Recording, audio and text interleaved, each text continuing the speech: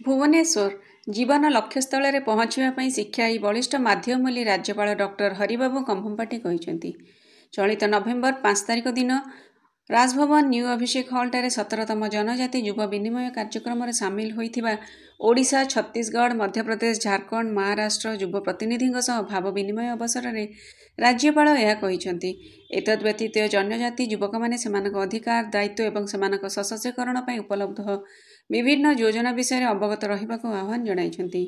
ମେରା ୟୁବା ଭାରତ ଆନୁକୂଲ୍ୟରେ ଏବଂ ଭାରତ ସରକାରଙ୍କ ଯୁବ ବ୍ୟାପାର ଓ କ୍ରୀଡ଼ା ଏବଂ ଗୃହ ମନ୍ତ୍ରଣାଳୟ ସହଯୋଗରେ ଆୟୋଜିତ ହେଉଥିବା 17ତମ ଜନଜାତି ଯୁବ ବିନିମୟ କାର୍ଯ୍ୟକ୍ରମରେ ଏହି ଗ୍ରୁପରେ ଉପରୋକ୍ତ 5ଟି ରାଜ୍ୟର 200 ଯୁବ ପ୍ରତିନିଧି ସାମିଲ ହୋଇଥିଲେ। ଯୁବ ପ୍ରତିନିଧିମାନଙ୍କ ସହ ରାଜ୍ୟପାଳ ଭାବ ବିନିମୟ କରିବା ଅବସରରେ ସେମାନଙ୍କର ଶିକ୍ଷା, ଭବିଷ୍ୟତ ଲକ୍ଷ୍ୟ ସମ୍ପର୍କରେ ପଚାରି ବୁଝିବା ସହ ଏ ଦିଗରେ ଆବଶ୍ୟକୀୟ ପରାମର୍ଶ ନେଇଥିଲେ। ଜନଜାତିଙ୍କ ବିକାଶ ପାଇଁ କେନ୍ଦ୍ର ସରକାର ଓ ରାଜ୍ୟ ସରକାର ଅନେକ ଯୋଜନା ପ୍ରଣୟନ କରିଛନ୍ତି ବୋଲି ରାଜ୍ୟପାଳ କହିବା ସହିତ ଏସବୁ ଯୋଜନା ବିଷୟରେ ଭଲ ଭାବେ ସଚେତନ ହେଲେ ସେମାନେ ଏହାଦ୍ୱାରା ଲାଭାନ୍ୱିତ ହେବେ ବୋଲି ରାଜ୍ୟପାଳ କହିଥିଲେ।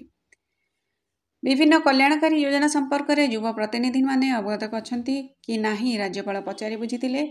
ପ୍ରଧାନମନ୍ତ୍ରୀ ଜୀବନ ଜ୍ୟୋତି ବୀମା ଯୋଜନା, ପ୍ରଧାନମନ୍ତ୍ରୀ ସୁରକ୍ଷା ବିମା ଯୋଜନା ସମ୍ପର୍କରେ ଆଲୋଚନା କରି ଏହି ଯୋଜନା ଅଧୀନରେ ଅତି ସ୍ୱଳ୍ପ ପ୍ରିମିୟମରେ କିପରି ପରିବାର ଉପକୃତ ହୋଇଥାଏ ତାହା ଅବତାରଣା କରି ଏ ଦିଗରେ ନିଜେ ସଚେତନ ହୋଇ ଅନ୍ୟମାନଙ୍କୁ ସଚେତନ କରିବାକୁ ରାଜ୍ୟପାଳ କହିଥିଲେ। ଯେଉଁ ଯୁବକ ଯୁବତୀମାନେ ଚାକିରି ନ କରି ନିଜେ ବିକଳ୍ପ ଧନ୍ଦା କରିବା ପାଇଁ ଚାହୁଁଛନ୍ତି ସେମାନଙ୍କ ପାଇଁ ମଧ୍ୟ ସରକାର ବିଭିନ୍ନ ଯୋଜନା ରହିଛି। ମୁଦ୍ରା ଯୋଜନାରେ କିପରି ଯୁବକ ଯୁବତୀ ଋଣ ପାଇ ସ୍ୱାବଲମ୍ବୀ ହେବା ସହ ଅନ୍ୟମାନଙ୍କ ପାଇଁ ନିଯୁକ୍ତି ସୁଯୋଗ ସୃଷ୍ଟି କରିପାରିବେ ସେ ସମ୍ପର୍କରେ ରାଜ୍ୟପାଳ ମାର୍ଗଦର୍ଶନ କରିଥିଲେ। ଉଦ୍ୟୋଗୀ ହୋଇ ଅନ୍ୟମାନଙ୍କ ପାଇଁ କର୍ମସଂସ୍ଥାନ ସୃଷ୍ଟି କରିବା ନିମନ୍ତେ ରାଜ୍ୟପାଳ ଆହ୍ୱାନ ଜଣାଇଥିଲେ। ଏତଦ୍‌ବ୍ୟତୀତ ବୈଷୟିକ ଜ୍ଞାନକୌଶଳ, ସାଇବର ଅପରାଧ ନିରାକରଣ ସମ୍ପର୍କରେ ସଚେତନ ହେବାକୁ ପରାମର୍ଶ ଦେଇଥିଲେ। ବିଭିନ୍ନ ସରକାରୀ ଯୋଜନା ଓ କାର୍ଯ୍ୟକ୍ରମ ସମ୍ପର୍କରେ ସଚେତନ ହୋଇ ଅନ୍ୟମାନଙ୍କୁ ସଚେତନ କରାଇପାରିଲେ ନିଜେ ତଥା ସମାଜର ପ୍ରଭୂତ ଉନ୍ନତି ହୋଇପାରିବ ବୋଲି ରାଜ୍ୟପାଳ କହିଥିଲେ। ଏତଦ୍‌ବ୍ୟତୀତ ଯୁବ ପ୍ରତିନିଧିମାନେ ମଧ୍ୟ ନିଜ ଅଭିଜ୍ଞତା ବାଣ୍ଟିଥିଲେ। ରାଜ୍ୟପାଳ ସେମାନଙ୍କ ସହିତ ଭାବ ବିନିମୟ କରି ଆନନ୍ଦ ପ୍ରକାଶ କରିଥିଲେ ଏବଂ ଉଜ୍ଜ୍ୱଳ ଭବିଷ୍ୟତ କାମନା କରିଥିଲେ।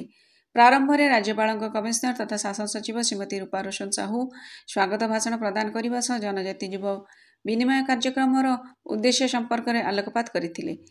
ସିଆର୍‌ପିଏଫ୍ ଡିଆଇଜି ଭରତ ଭୂଷଣ ସେଠୀ, ମେରା ୟୁବା ଭାରତ ଓଡ଼ିଶା ରାଜ୍ୟ ନିର୍ଦ୍ଦେଶକ ଶିବାଜୀ ଖରାଟ, ଡେପୁଟି ଡିରେକ୍ଟର ଶକ୍ତି ସ୍ୱରୂପ ସିଂ ମଞ୍ଚାସୀନ ଥିଲେ।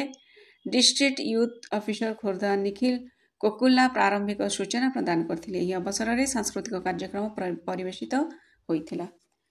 ସମୃଦ୍ଧି